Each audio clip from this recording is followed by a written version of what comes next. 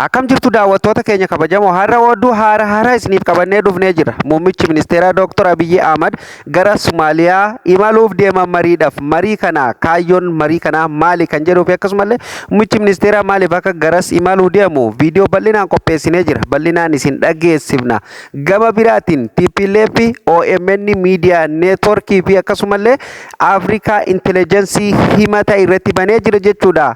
Guyyaa dheengaddaa yoo yaadattan ta'e OMN jechuudha gabaasa keessaan na dhaqqabe Shaabiyaa fi Wayyaaneen yookaan TPLF waliin hojjetaa akka jiran mootummaa Itoophiyaa fonqolchuuf akka waliin hojjetaa jiran jechuudha jedhee gabaasa keessaan na dhaqqabe jedhee dookumantarii inni gadi baase suni soba jedhee jira jechuudha guutummaan guututtu soba jedhee jira jechuudha. Akkuma beekamu Tigraay keessatti bakka lamatti wal qooduu paartiin ni yaadatama jechuudha. Geetaachoo Raddaatiin kan durfamuu fi akkasumallee Gabrazoon Gabra Mikaa'eliin kan durfamu jechuudha. Himata kana amma kan irratti bane OMN fi akkasumallee Afrikaa Intelligence irratti kan himata kana bane jechuudha.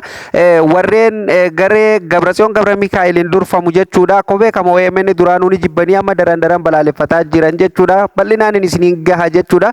Gama biraatiin akkuma beekamu KFO fi ABO'n mootummaa ce'umsaa hundeessina Oromiyaa keessatti jedhanii ABO'n kan mari'ataa turan jechuudha.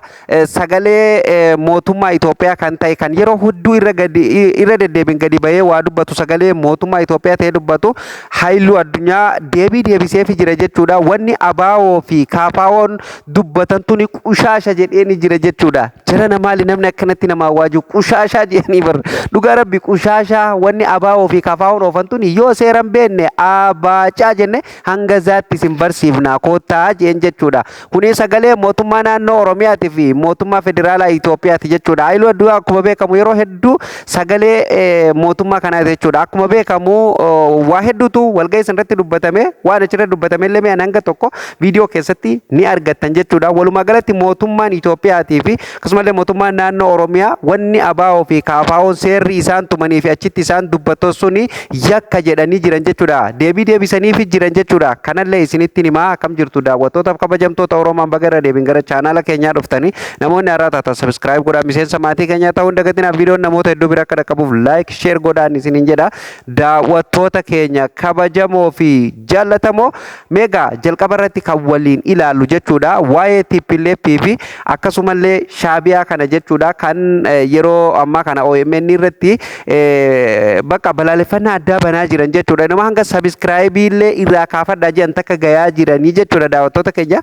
Miidiyaa Oromooti gaa OMN akkuma beekamu miidiyaa Oromooti. Miidiyaa namni Oromoo irra dalaguuf akkasumallee sabni Oromoo nan qaba jedhee yeroo ammaa kana yaadu keessaa OMN miidiyaa neetworkii jechuudha. Daawwattoota keenya kanarratti immoo waan addaa banaa jiran akkuma beekamu warri wayyaanee duraanummaa miidiyaa OMN yoo xiqqaate gizee 20 ol cufsiisan jechuudha. Garuu xiinxalaa siyaasaa Jawaar Siraaj Muhammad nama jabaa harka waan jiruuf hanga irraa saatalaayitii irra taa'aa jira jechuudha. Waahillan isaa waliin dadhabbii yeroo dheeraa boodan uummata Oromoo dabalatee jechuudha. Hanga irraa saatalaayitii irra taa'aa jira jechuudha. OMN jechuudha ammallee gurraaf ijji uummata OMN uummatuma Oromoo qaba jechuudha. Kanuma wal qabatee egaa guyyaa dheengaddaa jechuudha. I think guraandhala 25 moo 24 na fakkaate dookumantarii sana OMN kan gadi baase. Wanni inni gadi baase Shaabiyaa fi yookaan Eertiraa fi waraana Eertiraatii fi akkasumallee TPLF walii galanii jiranii yookaan waliin hojjetaa jiranii mootummaa Itoophiyaa kuffisuu irratti walii galanii biyya diiguuf deeman kan jedhu waan tokko dookumantarii tokko inni bal'inaan dhiyeesse dookumantarii sanii gadi baasee ture jechuudha. Gabaasa keessaan nu dhaqqabe jedhee gadi baasee ture. Garuu TPLF kaleessa moo maal jedhe guraandhala 25 jechuudha kalee sobaa jedhe wanni sun guutumattu sobaa wanni OMN qopheessee fi Afrikaa Intelligence qopheesse suni sobaa jedhe. Afrikaa Intelligence illee kanuma kan waanuma dookumantarii OMN qopheessisanii inni sun illee gadi baasee jechuudha. Garuu soba jedheeti guutummaan guututtu soba nuti Shaabiyaa walilleen hojjechaa hin jirru agriimantii tokkollee waliin hin qabnu akkasumallee dhaabuma kamiinuu paartii kamiin walitti dhufeenya hin qabnu soba guutumattu wanti sun soba kan hanga irraa qopheessaa jira sun hundinuu soba jedheeti waan gabaasa OMN isan haala saniin qeeqe jechuudha. So kana kanumaan xumurree keessaa baana jechuudha daawwattoota keenya kabajamoo fi jaallatamoo.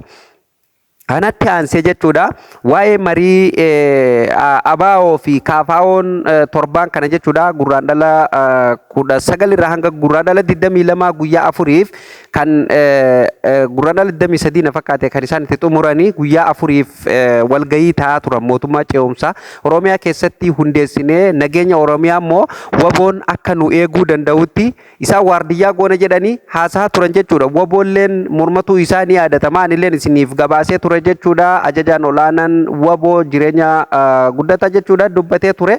Mormatee jiran as keessa harkaan qabnu jedheeti jechuudha. Isinii gabaasuun kiyya ni yaadatama. Kanuma wal qabatee jechuudha sagalee mootummaa Itoophiyaa kan ta'ee fi akkasumallee mootummaa naannoo Oromiyaa kan ta'e jechuudha. Angaa mootummaa guddaadha gaa hayluu addunyaa namni hin beekne hin jiru jechuudha. Gadi bahee guyyaa kaleessa dubbatee jira jechuudha bal'inaani.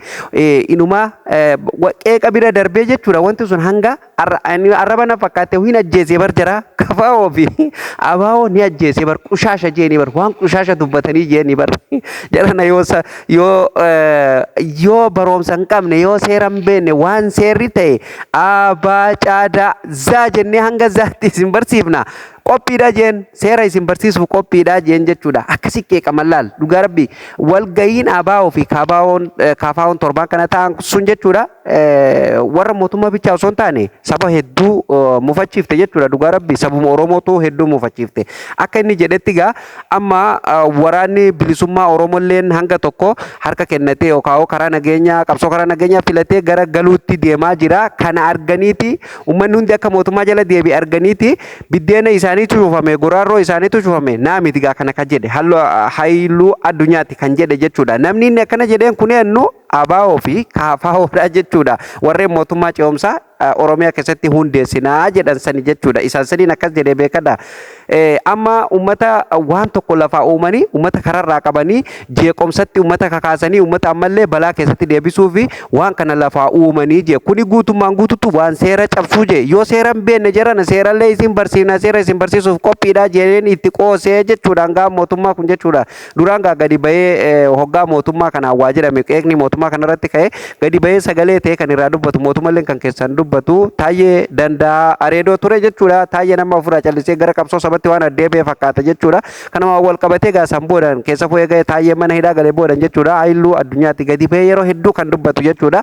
Ammallee haala saniin gadi bahee jechuudha irratti ibsa isaan baasasan irratti kenna jechuudha. Kuni guutummaan guututtu seera mootummaa naannoo Oromiyaa ta'e seera federaalaa ta'e ni cabsa mootummaa Itoophiyaa ta'e ni cabsaa jedhe bakka kuni seera cabsaa kuni seer maleedha jedhe waan qushaasha jedhanii bar qushaasha anilleen qushaashaan jedhan ittiin dabalaa fi wanni ABO fi KFO'n qabxiin isaan dhiyoon tan irratti dubbatan suni already waan qushaasha waan faayidaa tokko hin qabne dhugaa rabbiyaan KFO hin deeggara ABO sun hin deeggara maaliif nama keenya jechuudha qabsoo isaan kalee isaan sabaaf qabsaa turan kabajaa guddaa qabnaaf ammas taanaan kabajaa qabnaaf galata keessan hin balleessine yaa manguddoo teenya naamusumaan gadi ta'a ummata keenya balaaf kakaasu ummata keenya fixuuf akka tan duratti ammallee ficcisiisuuf dhiiga ijoollee Oromoo tan Eritiriyaa keessatti ficcisiiftanis nan qatteeti ammallee ilmaan Oromoo ficcisiisuu fi mootummaa naatoo namaan qabne kana ummatatti akka inni waraana bobbaasuuf ammallee waan biraa uumanii lafaa ka'uun osoo waan faayidaa sabaaf qabaataa ta'e ni deeggarra ture jechuudha. Kuni waan sabaaf faayidaa hin qabne jechuudha. Gonkuma saba faayidaa hin qabu akkuma hangam mootummaa kaleessa jedheeni faayidaa hin qabu waan qushaasha yoo seera hin beekne seera baradhaa dhugaa rabbii seera baradhaa jechuun seera baratuuni ufuma baratuudha jechuudha. Seera baratuuni ufuma barattee gaafa of baratte immoo saba keetillee baratta mirga saba keetii baratta mirga kee baratta mirga dirqamaa fi mirgaaf dirqama kan kee adda baafattee beektaa jechuudha. So kanaafu seeran beektanii osoo hin taane wanni isin amma dubbattan suni waan seer maleedha jechuudha. Akkuma hayluun addunyaa isin hin jedhan ittiin isiniif dabala malee irra deebi'ee waan qushaasha jechuudha waan faayidaa sabaaf hin qabne jechuudha. Daawwattoota keenya kabajamoo fi jaallatamoo ABO fi KFO wanni torbaan kana dubbatan mee isaantu isaan nama ta'anii jal Daawwit Ibsaa akkasumallee hayyu duree ABO jal Daawwit Ibsaa fi akkasumallee durataa paartii KFO kan ta'e Profeesar Mararaa Guddina isaantu nama mee mootummaa Oromiyaa keessatti mootummaa ce'umsaa yoo isaan dhugumatti hundeessan dhugaa rabbii isaan dhugumatti dhiiran siin jee mataa dhiirati leencan siin jee dhugaa isuma dhugaan siin jee mee isaan nama mee haa hundeessanii gaa hunoo isaan nama bara baraan waggaa meeqa bare abiyyiin irra eega aangoo qabate waggaa meeqa jira bar eega abiyyiin aangoo tana qabate mootummaa Itoophiyaa jedhamee as dhufe yeroo taan maskaraam 30 jedhan yeroo taan hangana jedhan osoma qaxara mootummaa ce'umsaa yeroo meeqa irra deddeebin osoma qaxaran asiin gan jechuudha mootummaan ce'umsaa akka hundeeffamee jiru uummatuma fichisiisuu yoo ta'e malee waan faayidaa tokko hin qabne asumatti guduunfinee bira darbinaa jechuudha naa miti kana kan arrabaa miti waan hangaan mootummaa gadi ba'ee dubbaten isinitti fidaa jira jechuudha daawwattoota keenya isiniin gahee jechuudha. Tole kanumatti aansee jechuudha daawwattoota keenya dhuma irratti muummichi ministeera Dr. Abiy Ahmad guyyaa har'aa jechuudha guyyaa kamiisa har'aa gara Somaaliyaa magaalaa guddittii biyyattii Moqodishootti imaluuf deema jedhamee jira jechuudha. Kaayyoon marii kana akkuma beekamu akkuma hulaa galaanaa Itoophiyaan argatte jedhanii waliin mallatteessanii san booda irratti wal dhabanii gara biyya Turkiyaa deemanii araaramanii waliigaltee achitti mallatteessan waliigaltee Ankaraa sun hojiirra ooluu dhabde jedhanii Sumaaliyaalleen dheekkamte as jechuudha. Hedduu walitti gaarreeffannaa hedduutu mul'ata. Akkuma beekamu guyyaa kaleessa nulleen kan isiniif gabaasaa turre waraanni Itoophiyaa loltoonni Itoophiyaa Somaaliyaa keessa jiran 5,000 ol gara biyyaa deebi'uun isaanii yaadatama jennee isinii gabaafnee turre. Namoonni hedduun immoo asirratti illee yaadni isin kennatan jechuudha. Kun sobaa dhugaa miti waan jedhamu dubbataa turtanii jechuudha. Ana qofaa miti kan gabaase miidiyaa guutuu gabaasaa ture. Miidiyaa akka Addis Standaardii fa'aa BBC Afaan Oromoo fa'aatu miidiyaa gurguddaa addunyaatu gabaasaa ture. Kanaaf immoo kun waan sobaatii miti osooma silaafuu mootummaan Itoophiyaati fi namni Itoophiyaa kun hundumtu jechuudha keessa warri Itoophiyaa mootummaa deeggaru jechuudha waan dhugaa ta'e soba jedhan waan soba ta'e dhugaa jedhanii jechuudha dhugaa lafa jirtu hin fudhatanii jechuudha sigalee kanaaf malee loltoonni Itoophiyaa Somaaliyaa keessa ari'amuun isaanii waan ifa tahee jechuudha daawwattoota keenya sassanumaan xumurra muummichi ministeeraa kaayyoon inni gaagaras imaluuf jechuudha birmadummaa biyyoota lamaanii fi akkasumallee dippiloomaasii biyyoota lamaan gidduu jiru cimsuu fi akkasumallee haala yeroo irratti mari'atuuf garas deemama jedhamee eegamaa jira jechuudha. Mariin kun maaliif kaayyoon marii kanaa guddaa maal akka ta'e waan ibsame hin qabu jechuudha daawwattoota keenya. Kanaaf muummichi ministeeraa waan hundaafuu guyyaa boru jechuudha guyyaa har'aa jechuudha dhiifama guyyaa har'aa guyyaa kamiisa har'aa jechuudha magaalaa Moqodishoo Somaaliyaatti ni imala jechuudha. Yeroo gaachitti isaan bu'an haasaa isaan taasisan ni eegna jechuudha. Maaliif akka imalanillee achirratti ifa kan godhan ta'a jechuudha daawwattoota keenya.